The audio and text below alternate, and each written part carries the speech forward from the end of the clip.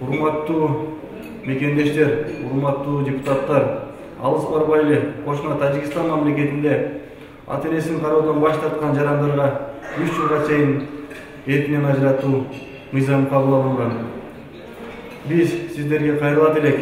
Биздин өлкөдө да ата-энесин кароодон баш тартып, карыялар үйүнө таштаган учурлар өтө аргын. Керек болсо, мүмкүнчүлүгү чектелген эмес, мамлекеттик кызматтарды ээлеп туруп, ата-энесин кароодон баш тарткан учурлар абдан көп. Өз ата-энесине жакшылык кылбаган инсан эч убакта жарытып, өз элине жакшылык кылбайт. Ошол себептен биз ушул мыйзамды бизде да кабыл алышыңыздарды талап кылат элек, урматтуу эл өкүлдөрү.